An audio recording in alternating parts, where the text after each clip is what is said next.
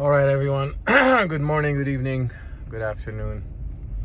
It's my morning, so Sunday training. Anyways, guys, yesterday I mentioned that I'm gonna kind of cover different topics, diversify the subjects I cover.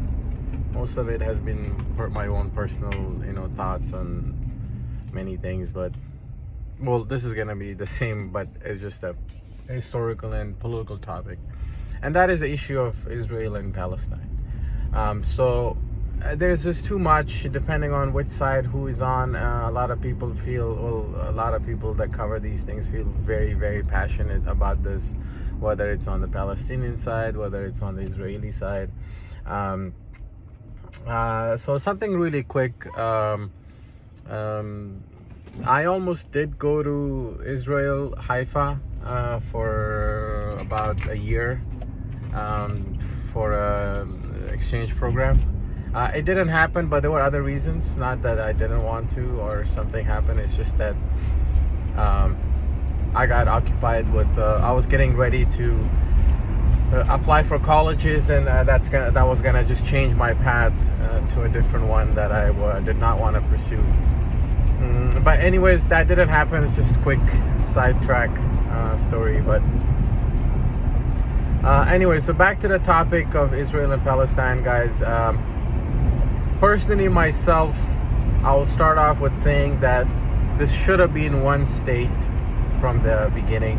So regarding states, right, modern states, so states that have sovereign borders and their lines, so that's considered a state. That's basically a basic definition of what a state means. It has an official border that's recognized. So there is a country, and there's a exact border and lines on the map, and it's internationally, by international bodies, recognized.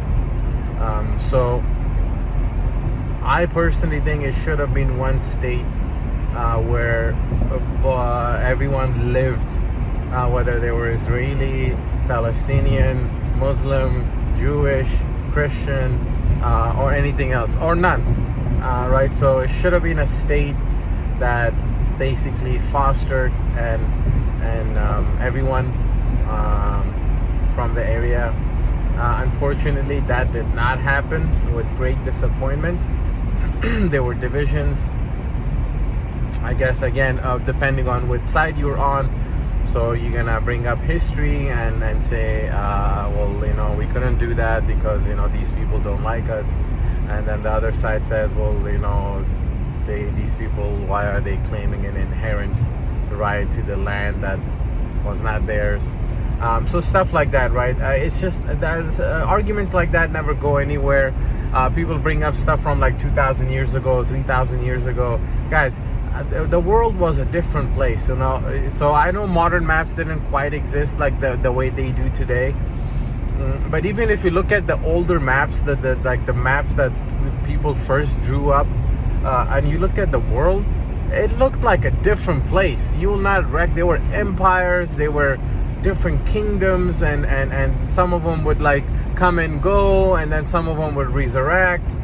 So another empire would come, battle, crush, then they would get cornered to one area for a while, for a couple of years, and then later they would come back and expand.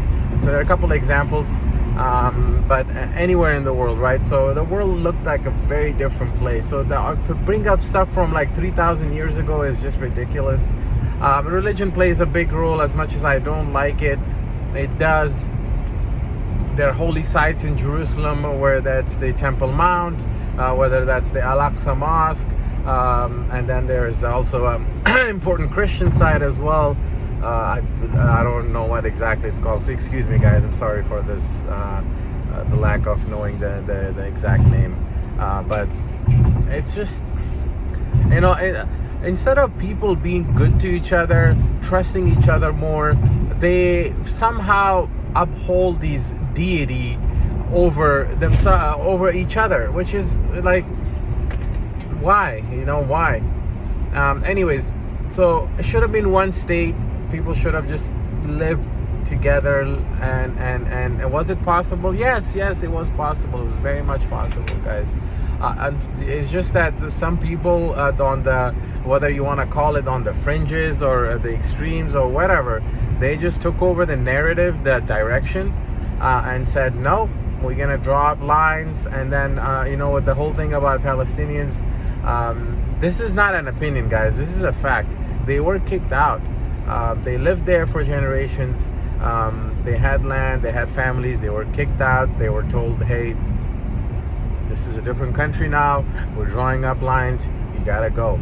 Another example I can give you guys, it's a different place, but the partition of India. So when the Brits were getting ready to leave India, they partitioned the subcontinent into two countries. Eventually became three countries.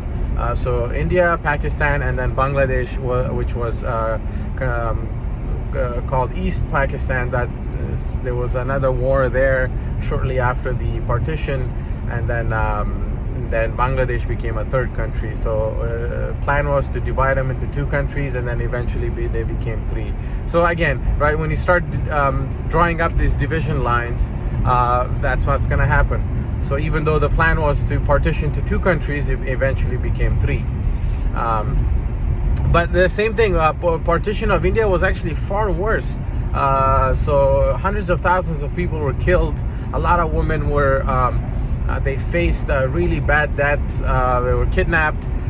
So with the culture of that area is, once a woman gets kidnapped, she cannot even, there was a campaign to find those women and bring them back by the Indian government. Those who were so let's say if they were Hindus or Sikhs, and the families were in India, the new independent India, there was a campaign to bring them back.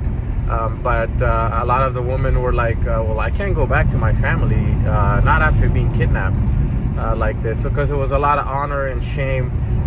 So a lot of women did commit suicide. A lot of families actually committed suicide together because they were like, well, we cannot run away. The men were like, well, I cannot leave my family here. So there were a lot of really horrific stories where the men would be like, okay, I gotta kill you guys and then kill myself, which is what they did. So it happened. A lot of that happened within the Sikh community. Yeah, it was bad. Anyways, coming back. So again, the partition part, right? So a lot of Palestinians, what they refer to as the Nakba, which it means translates into English as a catastrophe. They were like, well, they were kicked out. They were told, okay, gotta go. And then shortly after. So this is really important, guys. A lot of arguments that I've seen from the pro-Israeli side is they're like, well, they didn't accept us, they didn't accept this, they didn't accept that. We guys, when you kick somebody out of their land, out of what they consider their home, their upbringing, they're just not gonna sit on the table and say, okay, let's talk. It's gonna be a lot of grievance, a lot of resentment. There will be this desire for fighting back and violence. Because you just uprooted them, and then World War II just ended 2 years earlier. So 1947, 1945 is when World War II officially ended. Unofficially, actually did not end because there was other conflicts brewing. So the whole thing about the Cold War, and then there was also a lot of this, what I refer to as a silent war. So a lot of Germans were persecuted, a lot of Germans were pursued, there was a lot of revenge going on in Europe. So anyways, that's the more European history. So back to resentment and grievance. So they're not gonna just talk. So of course for the Palestinians, it was really hard to accept the fact that where they just had their home, you gotta accept it that it's no longer yours. It's just something very, as a human being, forget Palestinian, Israeli, Jewish, Muslim, forget that. As a human being, anyone, anywhere in any corner of the world, nobody's gonna like it. I'm not gonna like it. You're not gonna like it. Nobody is gonna like it. So that happened, and then it just added up, guys. So there was the 1967 war, where the neighboring countries like Syria, Egypt tried to intervene, and on the what they claimed on the Palestinian side, and I say this for a reason, because they kind of did a lot more harm than good. And then the Palestinians started to lose more land. So every time Israel, there was a war, Israel would just capture more land and say, well, for my own security, I cannot give this back because you guys keep, waging these wars on our new state. So we're gonna just expand. There was a famous defense minister of Israel called, if I'm not pronouncing his name wrong, I actually read about him a lot, Moshe Dayan.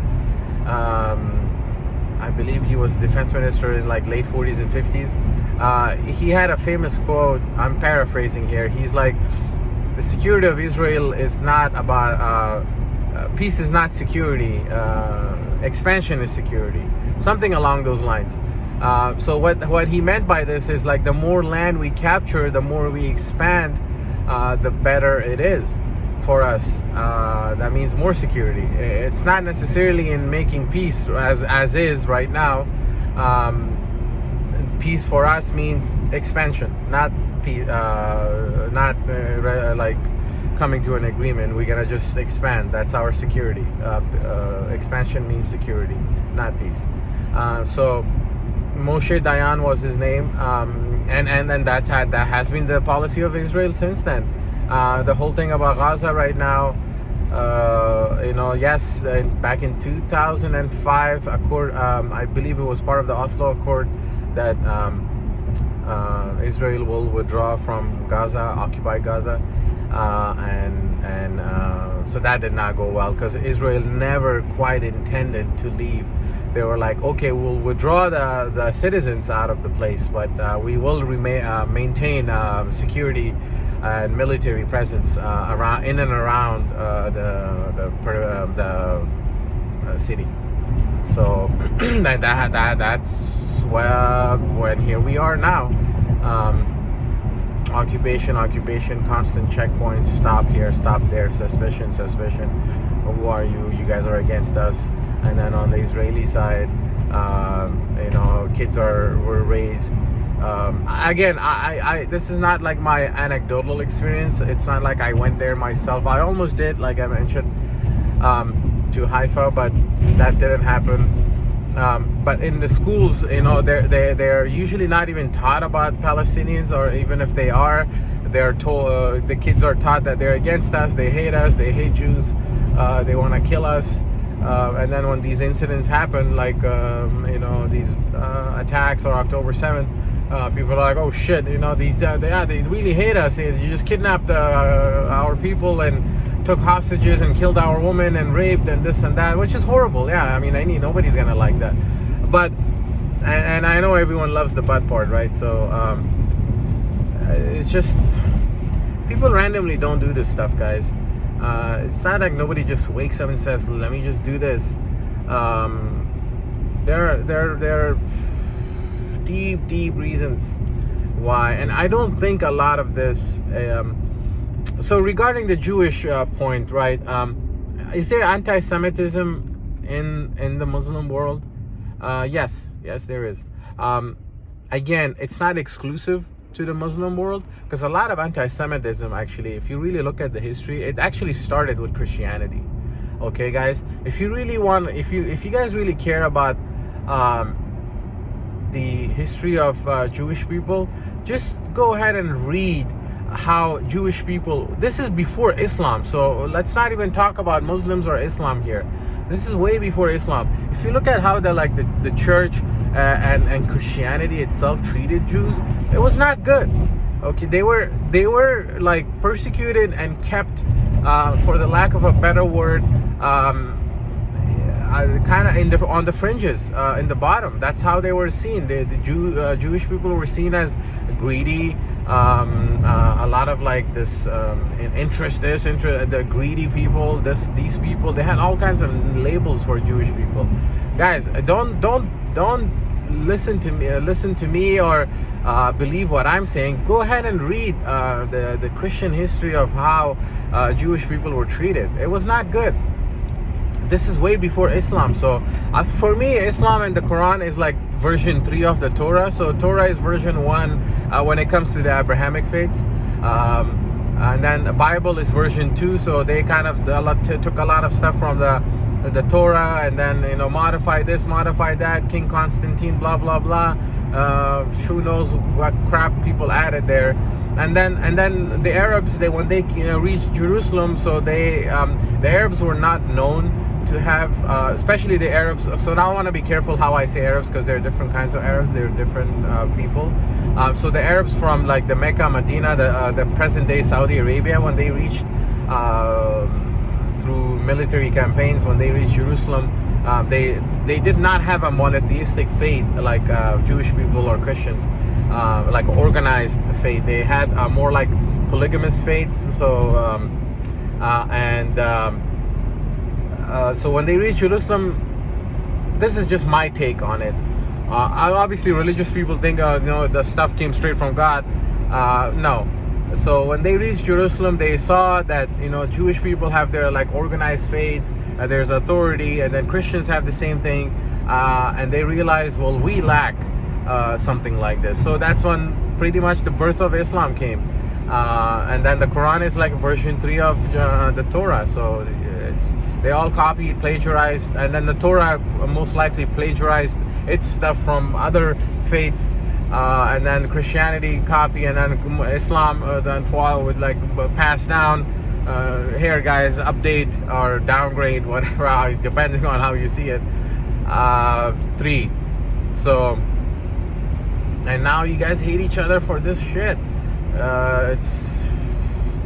It's crazy, guys. So again, and then same thing happened with Jewish people in Europe. Jewish people were like teachers and professors and arts, and a lot of the one of the greatest and the best scientists were Jewish people. So the famous ones, obviously people know his name, Albert Einstein, but there were actually many more in the medical field, in the field of scientific subjects, mathematics, medical, arts, music, and then they were with Hitler and the Nazi Germany.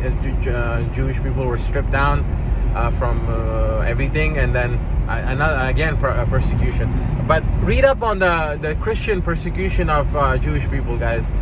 You guys will be very surprised. A lot of the anti-Semitism, not all of it, but a lot of it comes from there.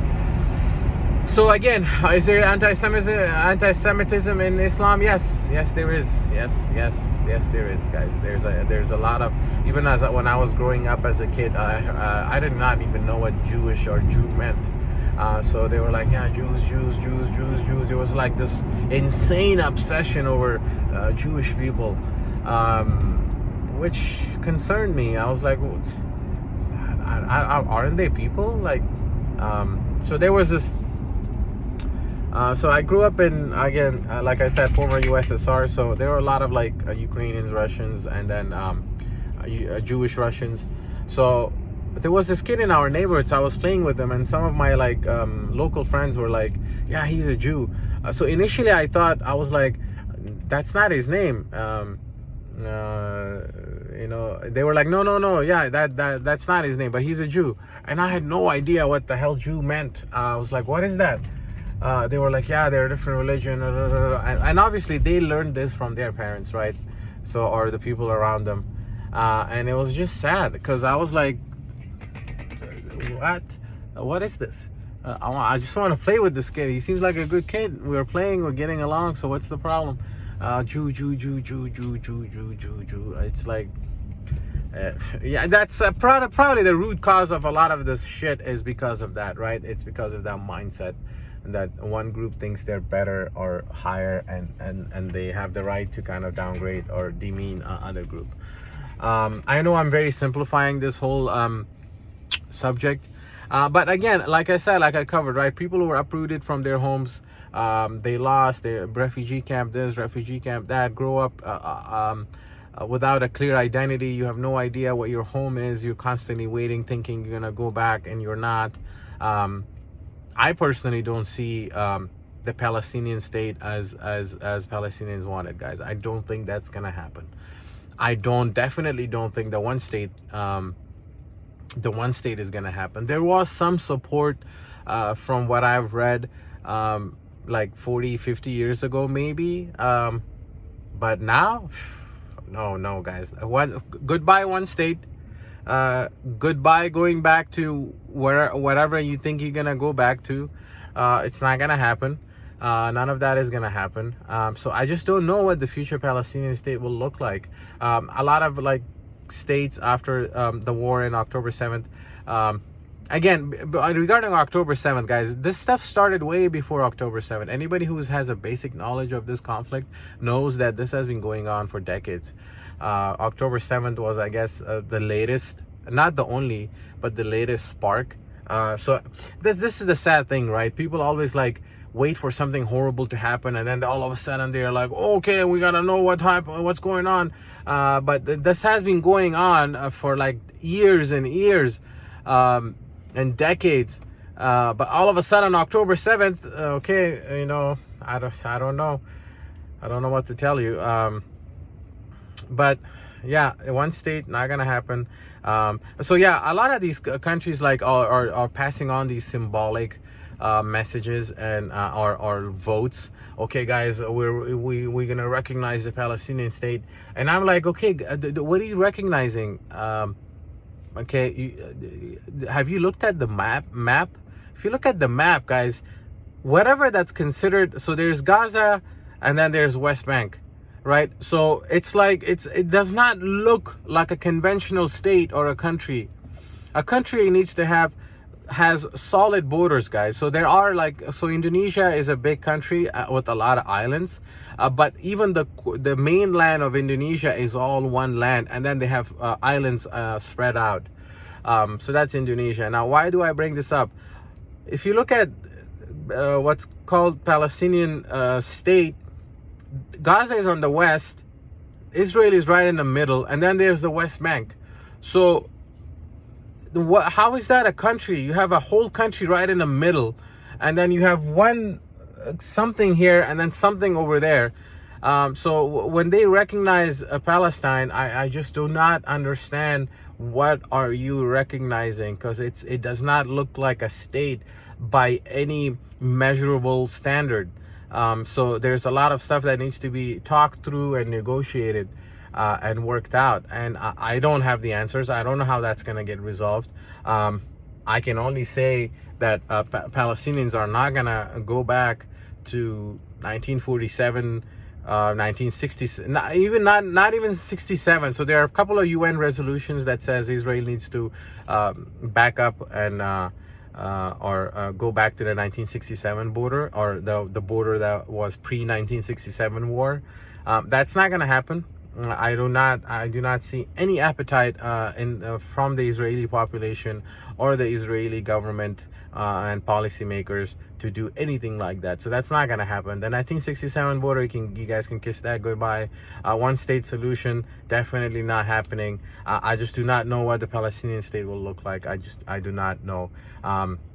There are Israeli peace activists and groups within Israel and outside of Israel that are working and saying that we need to make the Palestinian whole plight better and treat them like we want to be treated. There are many like that, guys. One of the groups is called B'Tselem, which is based in Believe in Jerusalem. It's a human rights group in Israel. There are a couple of Israeli journalists. One of them, there are two that I follow closely. So one is works for Haaretz. That's like a major newspaper in Israel. Amira Hass, that's her name, with Hass as Hass. And then there's another guy that I recently found out, really great reporting. He works for a magazine called Point 972. It's an Israeli magazine. they actually kind of like talk a lot with the Israeli military guys, so like whistleblowers and stuff like that. The journalist that I'm referring to is his name is Yuval Abraham. Yuval, so Yuval Abraham.